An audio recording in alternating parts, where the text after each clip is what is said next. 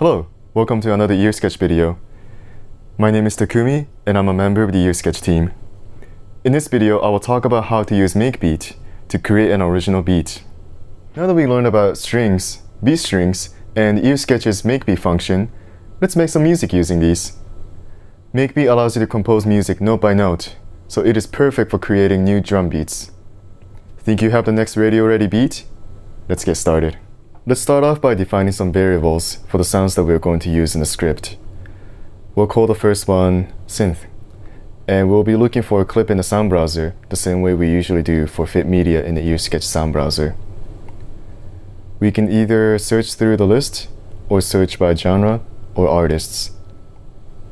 In this code example, let's look for a filtered chord sound.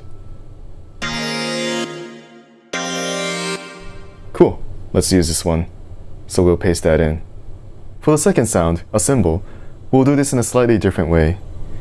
We're going to look for a special kind of sound in the EarSketch sound library called a one-shot sound file. All the sounds that we have been using up to now are loops that last for 1, 2, 3, or 4 measures.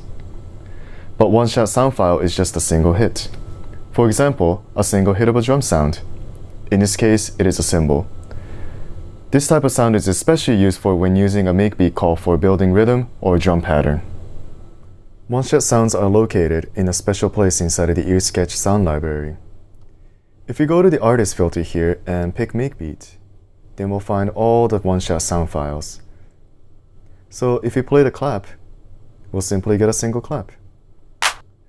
If we play the hi-hat here, we get a single hi-hat sound. Let's paste that into the script for our cymbal sound. Just like how we can define variable to represent a sound from the library, we can define a variable to represent beat string. So we'll first define a beat1. And as you may remember, our string for beat string are 16 character letters long, which represent a total of 16 individual 16th notes. These make up one full measure of a beat. And if you don't know how to get started on creating a beat, don't worry. You can randomly put 0, plus signs, and negative signs and listen to it and start adjusting or changing little by little until you create a beat that you like. Here's the rhythm that I came up with using that technique.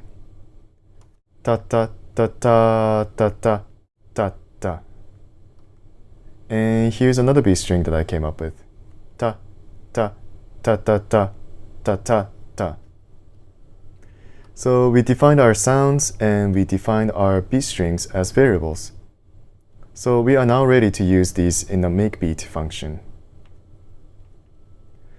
The first argument in makeBeat is the sound that we want to use. So we'll use the synth variable. The second argument is the track. So we'll begin with 1. The third argument is the measure in which the beat starts at, and we'll start from measure 1. The final argument is the beat string, so we'll use beat1. We can go ahead and hit run to hear what this sounds like.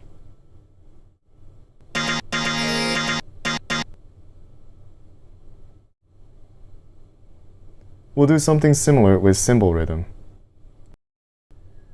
First argument will be cymbal, second argument is 2, third argument is 1. And final argument is beat 2. Now let's listen to it together.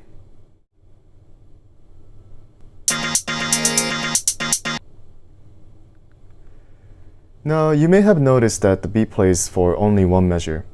In music, beats are usually repeated multiple times or looped in a song. So we need to figure out an efficient way to loop this beat that we just created. If we wanted to play this for more than one time, we could just copy this line and type 2 for the measure argument and repeat this process multiple times like this. And now when we hit run, we have a repeating beat.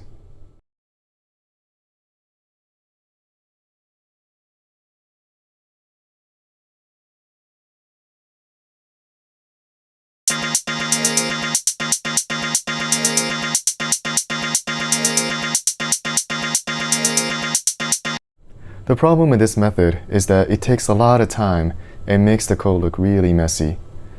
In the next chapter, we'll learn a new coding technique that will allow you to easily repeat or loop part of your code to achieve repetition while keeping your code looking clean. Thanks for watching.